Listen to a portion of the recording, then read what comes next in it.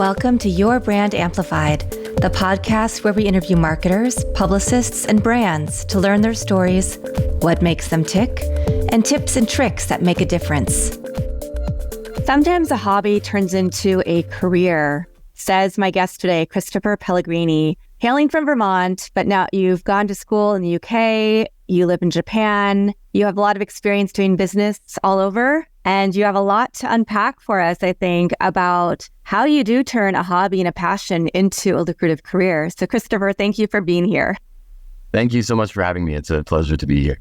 Awesome. So let's talk about it. Please tell us, how did you get from Vermont and studying Spanish to the UK to Japan? Yeah, it's been quite the journey. I think the shortcuts, how did I ultimately get to Japan? The truth is I followed a girl. It's really that simple. And usually when I say that, nobody really checks up. They're like, yeah, that tracks. That's probably true. I did. My girlfriend at the time really wanted to live in Japan for a year. And I said, great, that sounds exciting to me. I'll follow you there. And 21 years later, we're still there. We're married now. It worked out. It was a good gamble. Yay. Okay, congratulations. Thank you very much. Yes. Sometimes you just got to roll with the punches. And I think that is probably a theme that really tracks very strongly with everything I've done. Just roll with the punches. If things are working out, you keep doing it. Stay curious, stay excited about what lies ahead, stay in the moment. But, I've already gotten to the summary. Let me give you a few of the background details. I was a home brewer as a teenager in Vermont. Yes, that was highly questionable, but I really enjoyed it. And over time, me and my very close friend, Jesse, he still lives in the States, but we churned out some pretty good homebrew. And a lot of people were kind of enthused with it. And I was very excited about the craft of it. And eventually my parents found out and they were not. I was going to ask if your parents approved of this and what they did not know. Oh, okay. Until one day they did. And that became a pretty big problem. I was probably regarded as the worst son there for a couple of weeks, that I would be doing something like that in my own home. And that was not fun. I did get grounded pretty severely, but the good news was that I had this new passion. I really, really was excited about alcohol. I was a teenager. I was really excited about alcohol that is made in small batches people will line up for, because it's just like a restaurant, right? It's just like good food, and good drinks are the other half of that equation. And so I took my baby skills at making beer to the local microbrewery, and I ended up parlaying my way into an apprenticeship there. And I was still in high school. And then one fateful week, many months later, both of our brewers were unavailable all of a sudden. One of them wrecked his back and he couldn't lift heavy things for a couple of months. And then the other guy, the same calendar week, coincidentally left Vermont to join the circus. Oh, okay. That is not a joke. He wanted to be a professional clown, not just a worksite clown. And so we didn't have any brewers. The CEO came in, said, hey, does anybody here know how to make beer? And 17-year-old me raised his hand. And I, after checking the legality of it, yes, it was legal for me to brew it. It just wasn't legal for me to drink it, of course. Wow. And then that's how I became the youngest commercial brewer in the United States. Oh my gosh. And I was very excited about that. Not so excited about being the night shift guy because it's scary at a brewery when it's all dark and all these sounds and pipes creaking and cracking and steam letting off randomly all over the place. But anyways, I really enjoyed that. And it just made me even more of a nerd, really, and made me even more passionate about small batch handmade drinks that, again, people will line up for. So we fast forward a little bit. Let me ask you a couple of questions about that. Yeah, sure. You were still in high school at this time and working overnight shift? Yeah. Wow. Mostly during vacations. And then also, they did let me work the day shift sometimes when it was possible. And of course, all summer long. And as much as I could be fit in, it was very helpful for the brewery because they could they could move other people around and make sure people had time off and that sort of thing. Well, and then also the other side is it's really about science. It's about chemistry, creating something. And so it's not just, it can be easy to trivialize. You're making homebrew and it was alcohol and it was, but it's obviously not trivial because you've created a whole career out of your interest in small batch, like specialty products. But I really want to emphasize to the audience that you can follow your passion, and you have to think about the other aspects. It's not just about alcohol. It's also about the chemistry and the science and all of the things that you had to figure out to make something that was a really quality product. Yeah, that's absolutely right. There's a lot of bumps and turns in the middle. I mean, it wasn't always smooth sailing, but eventually I end up in Spain, and then I end up in, and I'm studying for a master's degree, University College London, and I'm in, all of these things were very formative. I think I grew up the most when I was living in Spain, honestly. When I lived in Seville, that was just a really eye-opening experience for me. And honestly, my first time being a foreigner, for lack of a better term, an out-of-towner, a stranger, a gringo, whatever you want to call them. And it was a really good experience for me, all the good and all of the bad. And then I end up back in America. I end up teaching at a local junior high school, actually the school where I went to school. And my little sister was in one of my classes, which was not amazing at all. Love her dearly. Hi, Kate. So then I didn't really love that so much, but I loved education. And so kind of on a whim, I took a job teaching in South Korea, down in a small city, medium-sized city called Masan, which is about an hour west of a rather large city called Busan. And I met my future wife there. She lived down the street from me. And we were introduced by my colleague, a Japanese woman named Kiriko, who they became friends. And then we started hanging out together, and then we started dating. My girlfriend hated her job in finance. So she was a huge fan of Japan, a gigantic Japanophile. She had taught herself Japanese. She had got a job at the Japanese consulate. She really was very, very into it. And she always had wanted to live in Japan. And I said, hey, I like it when you're happy. So let's go do that. And we moved to Tokyo. And that was in late 2002. And that move, again, changed my life. And we only planned to be there for a year. She was on a working holiday visa, so she had to go to school. And so she was going to a language school to just kind of polish her language skills, which between you, me, and a tree, she didn't really need those classes because her Japanese ability was nearly impeccable at that point. And I got another education job at a university. It was a wonderful job, and I had great colleagues and made some good friends, developed a solid community. And then 1 year became 2, and 2 became 5, and 5 became a mortgage, and we're still there today. And I was in education there for 20 years, basically. And my wife still is. Here's an important word for my life now. The word is Shochu, Shochu, and it is Japan's indigenous spirit, not the ones that you can't see, the kind that you drink. And they are amazing. They are very old, and they're virtually unknown outside of America or outside of Japan. And I had never heard of this stuff before. And I ran face first into it one evening at a sake bar, Okaya. I think it was raining really hard that night, and the guy behind the bar was bored, and he decided he was just going to mess with the weird American guy who always came in and wanted to learn a little bit more about sake. And he pushed some shochu in front of me this evening, and I was like, what is this?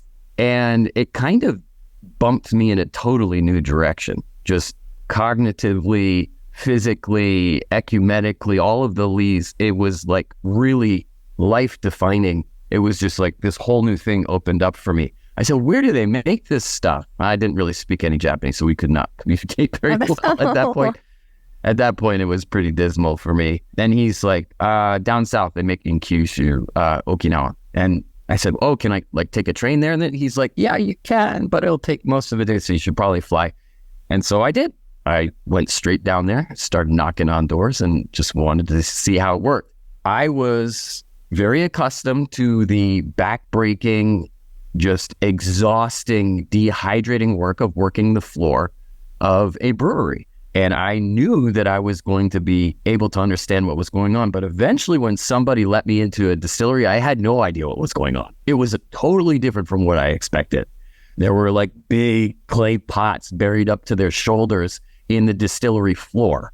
There's no, as far as I could tell, there's no kettle in here. There's no mash tun. There's no lauter tun. How are they sacrificing? What? How does this work?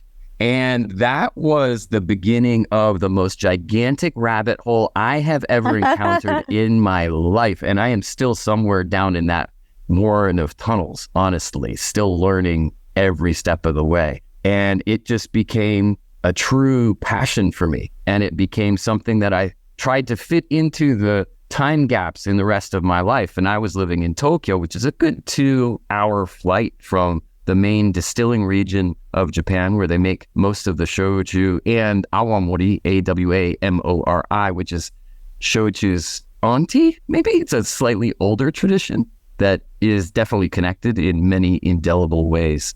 And so I just went down frequently and eventually made friends and got people to trust me a little bit. And then, sometimes they would ask for help. It was community, and that's another thing that for me, in order to feel like it's worth staying in a place for another year or however much time it could be, it really does revolve around the people, and it revolves around connections, and it revolves around whether or not I feel like I can make other people's lives a little bit better, simultaneously maybe doing the same for me.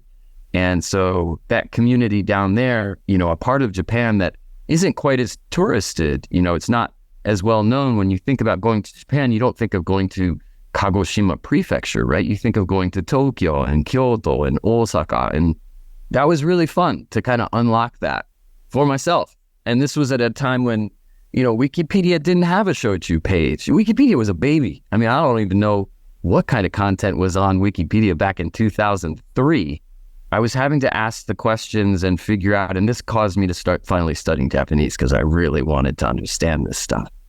And it was completely just a voyage of discovery. And I just stayed curious and I stayed positive. And there were lots of roadblocks. There were lots of times when people were like, I don't know who you are, where you're from. Are you a spy? What's going on? Why are you here?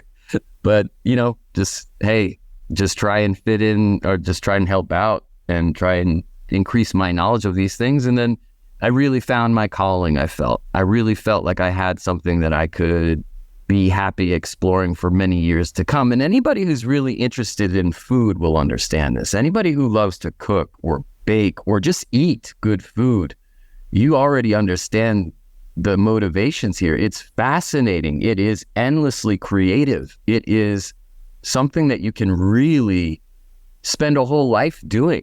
And it's immensely enjoyable. And so that basically takes us through the early aughts, I guess, when I was just really digging into these things. And then, of course, it did change my career eventually. So I was going to ask about that because you started out in craft beer and then you moved to totally other things and really into the education sector. You're living in Tokyo with your wife. You're flying down to this other region all the time. Did you eventually move down there? None of it was planned. I would love to live down south in, the region where they distill these beverages. But my wife likes Tokyo a little too much. And so I say, hey, what do you think about this? She's like, you can. I'm not. That's the end of that discussion.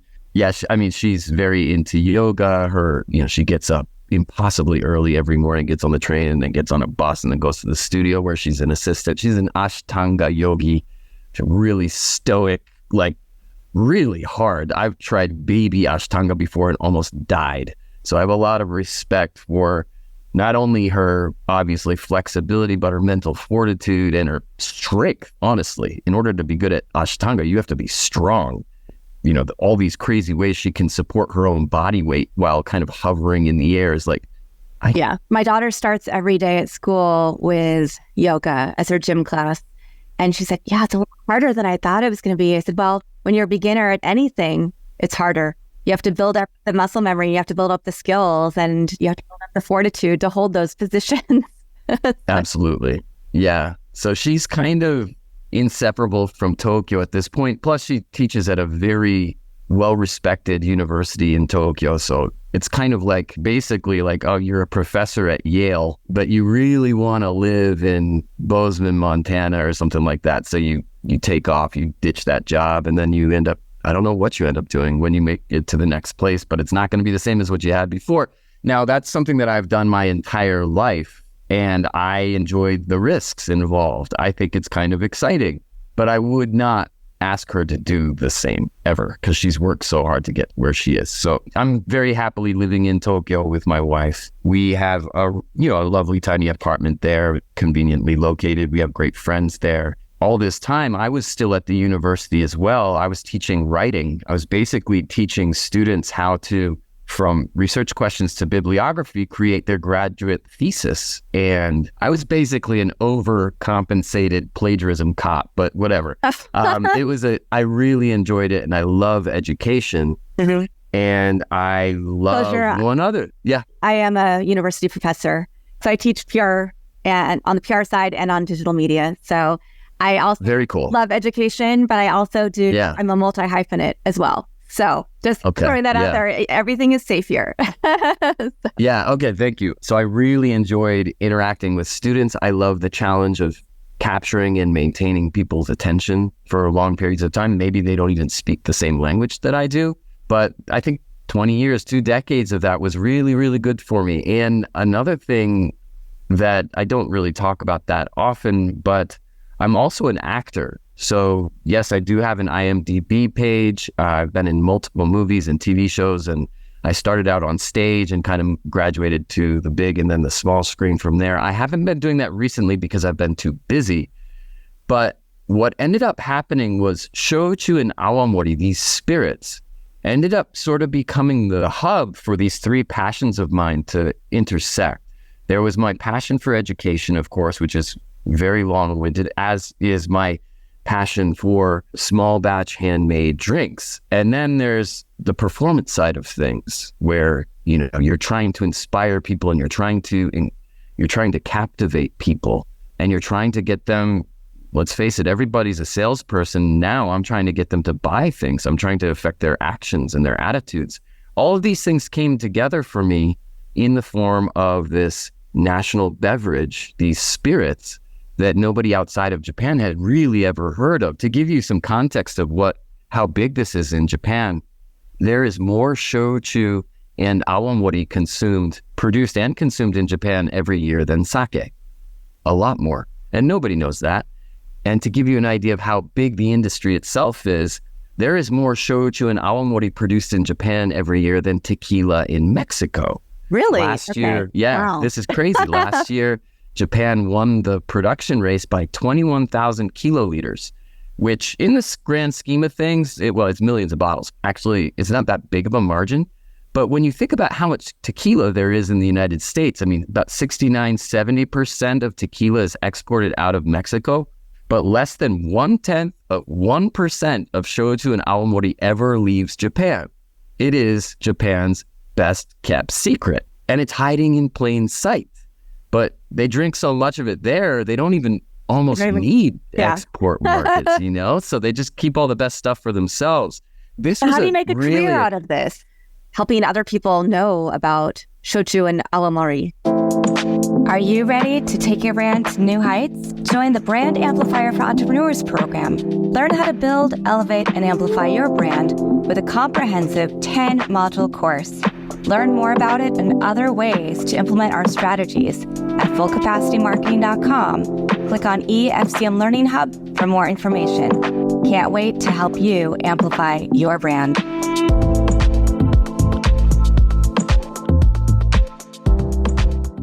Well, it started from community. It really did. That community that I was able to develop down in Kyushu. There's over 270 shochu distilleries on that island. And then Okinawa has another 46. So it's pretty remarkable. And it's a massive part of the economy down there.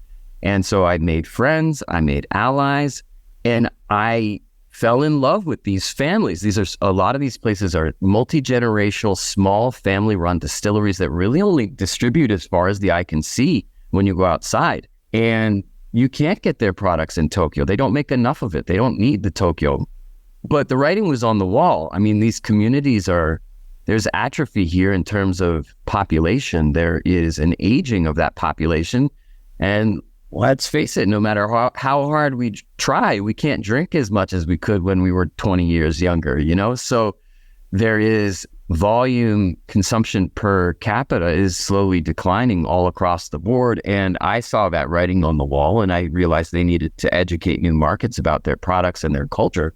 And so I kind of took that on as my task. And up in Tokyo, I thought, well, there's a pretty solid foreign community up in Tokyo. So I'm going to start doing tastings and events, and look at food pairings and these other things.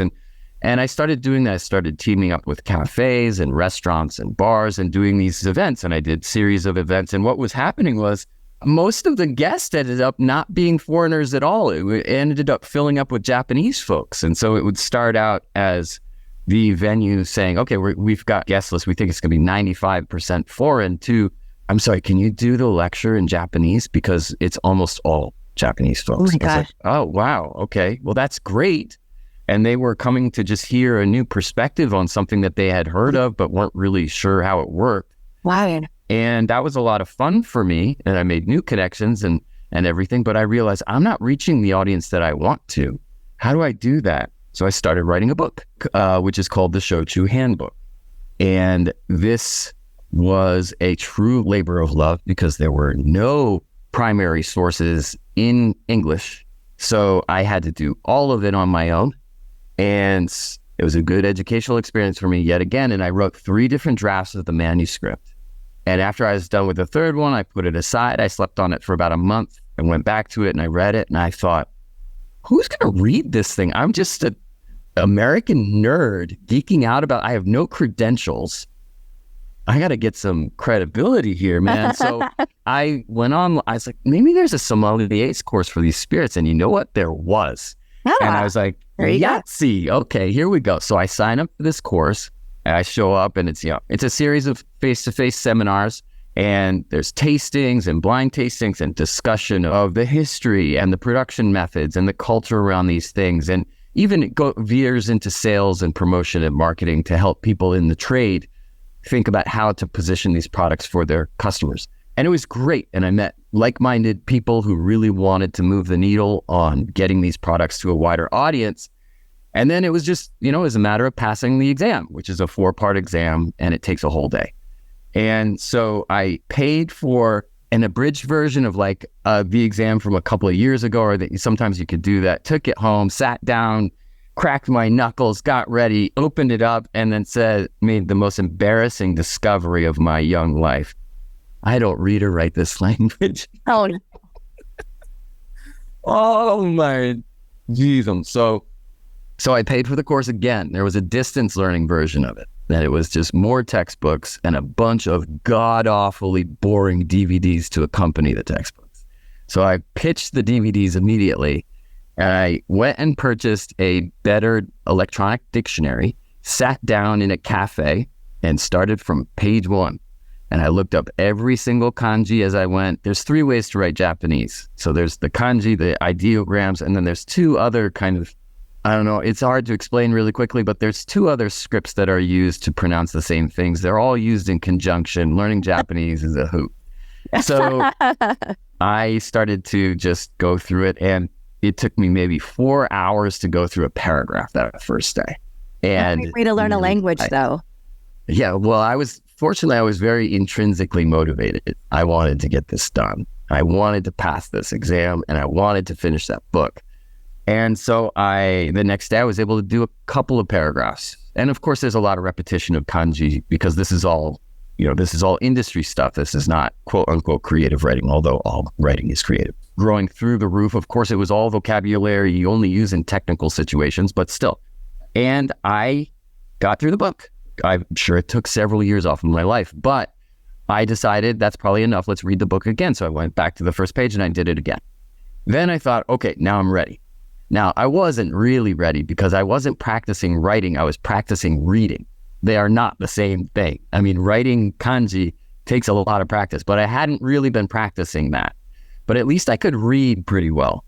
And so after teaching myself how to read Japanese, I sat the test and I passed by the skin of my teeth. I never had enough time to finish the sections. I knew how I wanted to craft this sentence, but I didn't know how to write the kanji. So I had to search test booklet for the kanji I was looking for and then copy it. And it was not very efficient, but I did pass. I aced the blind tasting, but that doesn't really require much reading or writing. So then you had your book. So then you had your qualifications for the book I got it written. And now I can read and sort of write the language. So there was that knock-on effect. I finished the book. That's when I officially entered the shochu industry. That was back in 2014. I had the credentials now. I was a published author and an SSI certified shochu kikisakeshi, as they call them in Japan. And I was anointed by the Japanese government as an ambassador for these spirits. And I started traveling around the world and trying to brainwash people everywhere I was going. And it was great fun, but progress was really, really slow. There's a lot of competing factors out there. People's attention spans are not much better than that of a 3-year-old, honestly. And they've gotten shorter and shorter in the past few years. Unbelievable. So I was reaching a lot of people, honestly. I was reaching people globally. I felt it was a solid contribution that I could make to help these families secure the future of their multi-generational businesses and pass them on to the next generation. And that was the bedrock motivation. These are my friends, and I get a little bit like misty-eyed when I think about some of the shochu distilleries that already have shuttered. And, it was because they didn't have somebody there to start thinking about new markets. And it kind of just contracted around them, and there was not much they could do to stop it. I kind of went into overdrive there, but it was moving really slowly. I didn't feel like I was making the progress that was really going to help. So in March of 2020, I quit my job as a full-time university professor, and I started an import business based in New York. Great timing, huh? Right. Wow. All the time to give up your timing. That was a leap right there. Fortunately, my wife supported it completely. She's like, I am not getting in the way of this one. No. She could tell. She's like, I don't think I'd ever be able to forgive myself if I prevented you from doing this. So if you really think you can do it, because it's a big risk. I was giving up a very good job with decent benefits, healthcare, all of these things for a startup that I wasn't a business person, right? And now I've got to figure out all of these other things. I have to learn all of the logistics of getting these brands out of Japan, shipping them across the world, importing them into the United States, setting up distribution channels, and then activating the points of sale, whether they're liquor stores or bars or restaurants, and educating the end user as well. So there was all these things I had to figure out how to do real quickly. I knew I had the energy, and I knew I had the right motivations, and I knew that I had, fortunately, some very good advice from some very, very knowledgeable and very lovely people. But it still was a huge, huge risk. It was the biggest leap I've made in my life. And that was, March of 2020. And, with everything just getting worse and worse and worse, and global shipping just grinding to a halt, it was a character building experience, much like being dragged by a bus is a character building experience. Well, let's take a pause there for a second, because just go back to the fact that very full circle. And in some ways, I think about all of us and our dreams and aspirations when we're young, whether it was making a homebrew or whatever, being a writer or whatever it was that we loved at that time. And I think that who we are then is who we are always. So the fact that you were able to experience all these other things and just throw yourself into these experiences, living in different countries, going to school in different countries, starting a career, saying yes to moving to Japan, all of these things, being open-minded. I think that's been a through line of the interviews I've been doing today with other guests as well, is being innovative, being willing to be open-minded about new experiences and new ideas, and also using what you value. So whether it is the community building aspect of spirits and alcohol and crafting something, and using your intellect and your ability to think of new ideas for those things. Most teenagers would not think about, I'm interested in this. I'm going to start a homebrew business, right? But being able to use those skills and those things that you're really passionate about as a teenager in the progression of your life. I want to give a nod to that, because I think it's really important for people to think about, what are you really passionate about? And just know, if you decide to pursue that passion, for a business. Now, sometimes it's not fun to turn a hobby into a business, but when you can do it correctly, you're going to just have to make sure you make that investment, whether it's to learn another language, how to read and write and speak in another language, to be able to gain the skills that you need to pursue that. Do whatever you're going to do with excellence and knowing that you are going to have to put that passion. And that's something that you're really showing us today. The pause, you went from something, very steady into something a little more unknown. But I feel like that time in all of our lives is a time when a lot of people did that. And a lot of people said, let me take a pause. And I might not be able to have the distribution channels and all the things that I want to for the company I'm launching right now. But maybe it gave you time to work on those other pieces of being an entrepreneur and getting your business set up to be a solid foundation when all those channels open back up. Yeah, I appreciate that you're connecting me with the other open-minded people that you've interviewed today. I like to think that I am. I try to be. I have learned the value of listening. I think I've become a much, much, much better listener through my experiences in business, both in Japan and in the United States, and how, during the morning, I'm using Japanese all day during business hours and liaising with producers and packaging companies and legal documentation and all of these things. And then at night, switching my brain over to American culture and American business style and working with my team in the States. And then also being the bridge between the two and trying to communicate why this wouldn't work if I just asked them like that and vice versa. And so it's been humbling. I learn probably 2 or 3 new things every day that I'm not particularly good at. But it's a great experience. It kind of reminds me of dropping myself in Seville, Spain with what I thought were okay Spanish. And then, trying to make ends meet and of course, pass my classes. I didn't have enough money, so I had to find a way to make money and all of these things. So I don't know, I kind of just laugh at it. I find myself in these funny situations repeatedly, mostly by choice. It's not like, oh, how did this happen to me? No, I put myself there. But, starting Honkaku Spirits in March of 2020 was a complete jump, a hop, a skip, and a jump. And I'm very far away from where I was at the beginning of 2020. And it hasn't been easy at all, but it has been very educational for me. We are experiencing some success. So we are doing what I set out to do. We are moving these products made by impossibly small distilleries into really amazing situations and contexts in the United States that nobody ever imagined was possible. So it's really gratifying for me that when I go back and visit them and I say, listen here, look at these pictures. These are the things that we did with your products. And sometimes it makes people cry, It's really really happy that I can do that. If I never make another dime, I've already got what I hope to get. So if this is a story that inspires people to take their hobby and focus more time on it, for me, I said it before, it's about the people. It's about setting up win-win-wins. Of course, in business, you have to think, how can this be better for me? But then you have to immediately ask the attendant question, how can this be better for the other person? And then ask the next question, who else benefits from this? And how can we make it better for them? I didn't grow up with these principles in my mind. My parents told me never to lie. I did all the time because I was brewing beer as a kid. They told me to worry about other people's feelings more than your own. Treat your family as most important, and your, friends and education are second.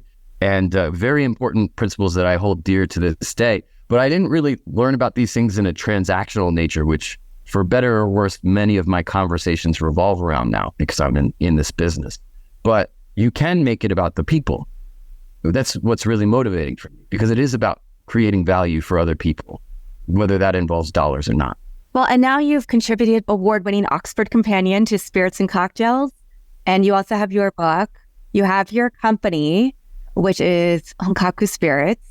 Right. So what has it been like? Because you said you work in Japanese, bridge to English and the American way of doing business. And I imagine the way that people do business in the two countries is very divergent. What if you had to learn to bridge that connection and get your message out and get these spirits makers' message out to the U.S. audience and North American audience and beyond? You often have conversations in American business meetings where it's like, well, it doesn't hurt to ask. We can ask this business partner, let's just see what they say.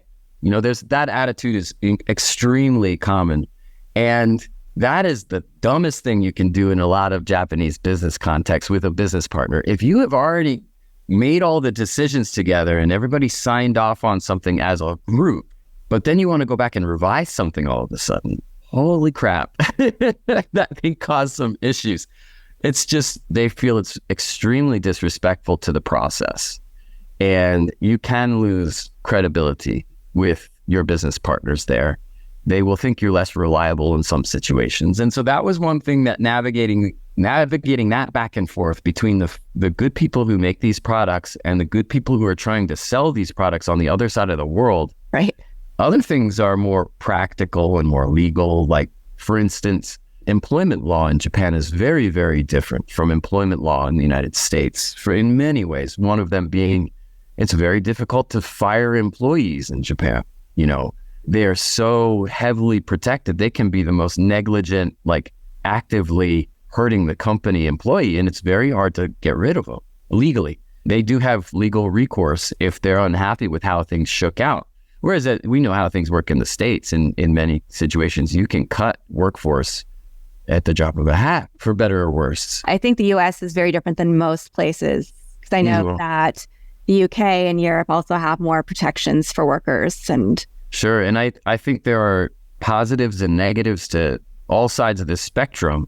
Legal guardrails that protect the employers a little bit, but they're not nearly as strong as those protecting the employees. And I'm not saying that that's a bad thing.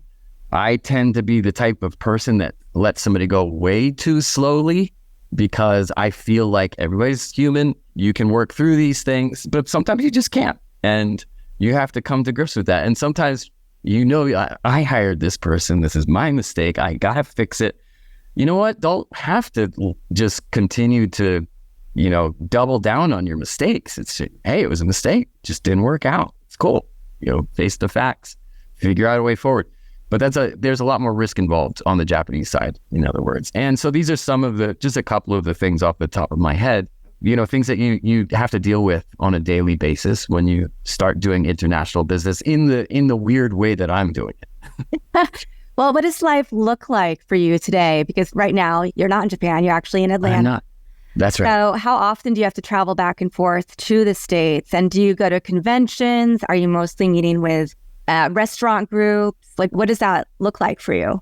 All of the above. Yeah. I now, because we have a portfolio of products that we import into the United States, and we do have distribution partners across the country.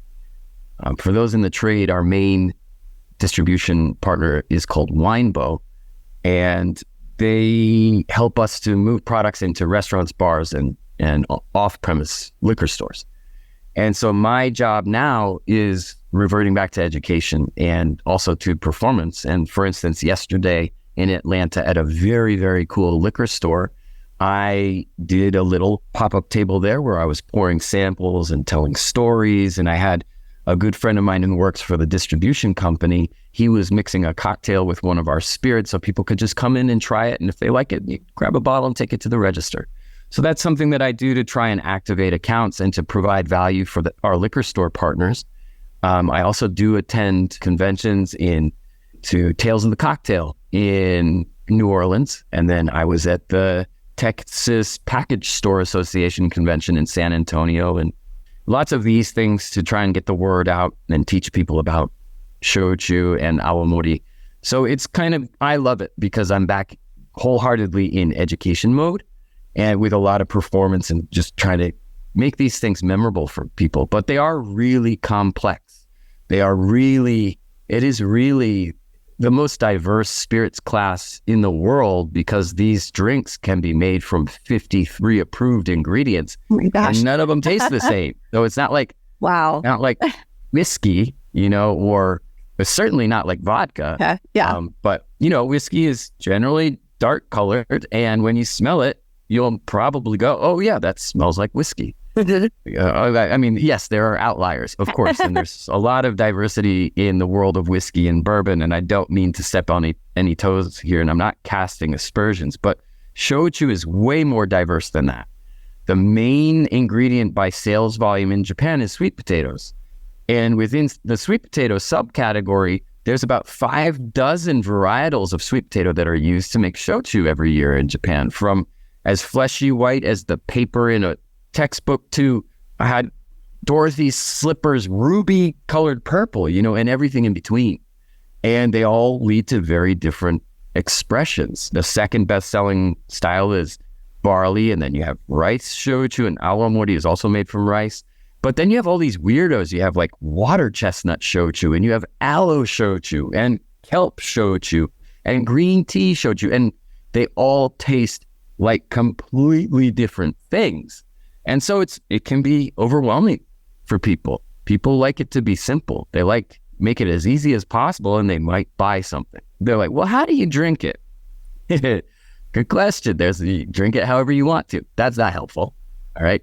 How do they do it in Japan? Well, sweet potato shochu, traditionally they drank it with mixed 50-50 with hot water. Oh, I don't want to do that.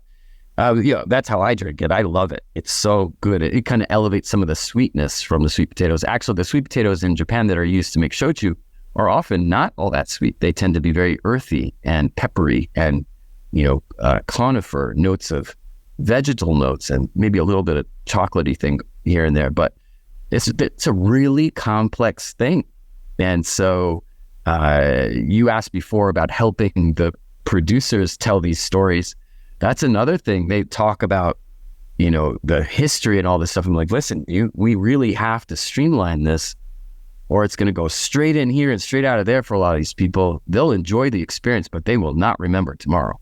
So it's been a fun one of coaching and streamlining and activating and helping. Yeah, and figuring out the storytelling angle. Christopher, how do people find the spirits if they're in the U.S. market? What's the easiest way? And are there any other last words of wisdom you'd like to give for somebody who's thinking about turning their passion into their full-time gig? Well, thank you for the opportunity to talk about where people can find our products. Honkakuspirits.com, HONKAKU spirits.com is our company website. And there's a little find a retailer button on each of the product pages. So you can start there. And I also want to encourage people that if you are interested if you find a shochu when you're out at a restaurant or a bar that you really like, go to your local liquor store and tell them that you like it, whether it's something I bring in or whatever it is.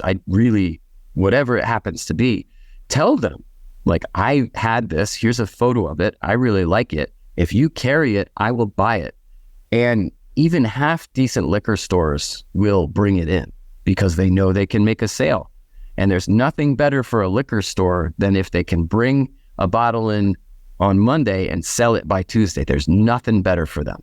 Quick turnover, they love it. And so this is something that I hope will happen increasingly. And I am hearing a lot of liquor stores that I walk into when I love to cold call because it's just fun. And they'll say, oh, you know what? I have a lot of people asking about Japanese shochu these days. I'm like, well, hey, it's a good thing I decided to walk in here maybe. And so that's probably the starting point, but definitely pay attention to shochu. And I should also say, understand that there's soju out there, SOJU from Korea. And it's even though the words rhyme, it's a completely different culture and product. And so shouldn't be confused. It is very confusing, but try not to be confused by how different they are. Anyway, so that's how you can get the products. In terms of what I would say to folks who want to make that leap, I guess, is to open your ears and your mind, listen, and try and learn from other people who have done similar things, but don't listen too much, right? I know I've had lots of ideas over the years and I expressed them to other people who said immediately in a knee-jerk manner, oh, there's no way that would work. That's dumb. That's the dumbest idea I've ever heard. And then sure enough, a couple years later, somebody else does it and it's a huge success. I'm sure everybody out there has had an idea like that. And so you don't have to listen to people too much. Don't put your family's welfare at risk, right? But I think if you have a way to create triple win situations where you're helping yourself, you're helping the people that you're working with, and you're helping people that are tangential to that, I think you're cooking with oil there and you should definitely consider it. So open your mind and jump. Love that. That is a great advice for everybody looking to make a move. Sometimes you just have to take that step. You just have to do it. And you just have to believe in yourself, right? Mm-hmm. Christopher, do you have a quote or a mantra that you live by, some little words of wisdom that help you keep on going every day? I don't have a quote, but he was the former captain of the Spanish national football team. He was Pirlo. He was a defender. And one thing that I really loved about him was that he, no matter what happened to him on the pitch, and he used to get mangled, he was fearless. You know, he had to, I think he ended his career through knee injuries, but you could punch him in the nose and he would not stick up for himself, and he wouldn't let anybody else stick up for himself either. He would just take it, and he would keep everybody in line and everybody doing their jobs, and he would be so supportive and he would be so protective of other people. And I always tried to follow his example. So that's not a quote, but it is somebody who did what they were passionate about to such a high level. I was always in awe of him, and I hope to be like him one day. There's my mantra. Keep your nose down, take the punches, but keep going, because there's a greater good, there's a greater goal at stake here. And it won't happen if you sit there and feel sorry for yourself. Absolutely. This has been a really fun conversation. I'm definitely going to be buying your book and also, looking up your spirits. My boyfriend loves Japan, and we're actually planning to take a trip there soon. So excellent. Yeah. Well, let me know, because I am pretty good at restaurant and bar recommendation. Yes, I will be definitely looking to you for that resource. Excellent. And thank you so much. This has been such a fun conversation and a pleasure meeting you. Thank you to the audience for listening to another amazing expert distill his advice, not only on spirits, but also on being an entrepreneur and following your passion. I'll be back again in a few days with another amazing guest for you. Want more? Check out amplifywithannika.com or follow me on socials at amplifywithannika.